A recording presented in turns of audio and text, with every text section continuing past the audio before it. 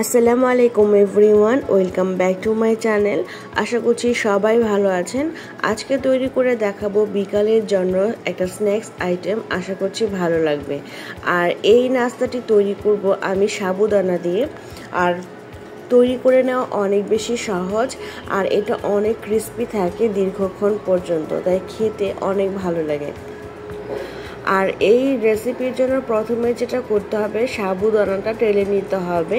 এর জন্য আমি ফ্রাই প্যানে টেলে নিব, কিন্তু আমি ফ্রাই প্যানে নিচে একটা লোহার তাওয়া দিয়েছি। তার কারণ হচ্ছে যাতে করে ভাজার সময় সাবুদানাটা পুড়ে না যায়।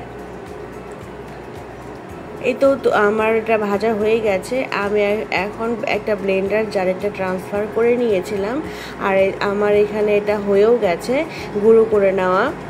এটা আমি হালকা খসখসে অবস্থায় গুঁড়ো করে নিয়েছি, খুব বেশি প্লেন করিনি।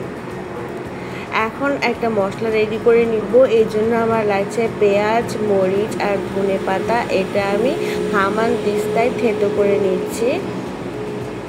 আপনারা কিন্তু বাটাও ব্যবহার করতে পারবেন, অথবা বাটা ব্যবহার করার ঝামেলা মনে হলে খুব মিহি কুচি করে এটা ব্যবহার করতে পারবেন।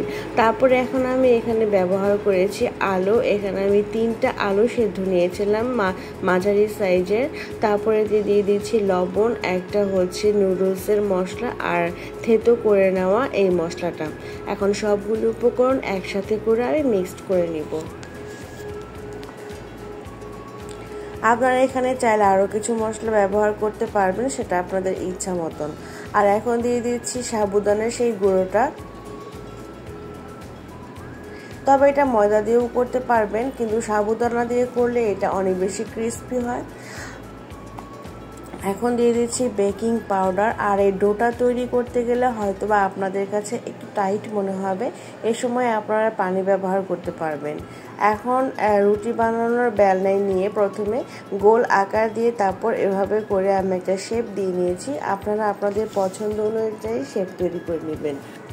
তারপর ভাজার জন্য চলে গেছি আমি এখন চুলায়। এখন ফ্রাই প্যানে আমি ডুবো তেলে ভেজে নিব, এই জন্য ডুবো তেল দিয়েছি। আর এখন আমি নাস্তার শেপগুলো দিয়ে দিচ্ছি। একটু সময় নিয়ে ভেজে নিতে হবে, আর চুলার আঁচটা মিডিয়ামে রাখতে হবে। আর আমি আরও কিছু তৈরি করে নিয়েছি। আপনারা কিন্তু এই নাস্তাগুলো ডিপেও সংরক্ষণ করে রাখতে পারবেন, যখন ইচ্ছা হবে তখন বের করে নিয়ে ভেজে নিতে পারবেন। আর আমার এগুলো ভাজা হয়ে গেছে, এখন আমি অন্য একটা পাত্রে তুলে নেব।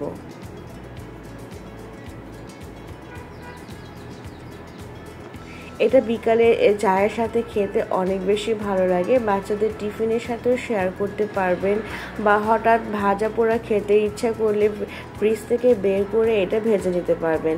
আর ভিডিওটি ভালো লাগলে লাইক, শেয়ার, কমেন্ট করতে একদমই ভুলবেন না।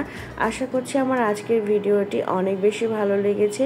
বাসায় ট্রাই করবেন আর আমাকে কমেন্ট করে জানাবেন কেমন হয়েছে। এখানেই বিদায় নিচ্ছি। সবাই ভালো থাকবেন। আসসালামু আলাইকুম।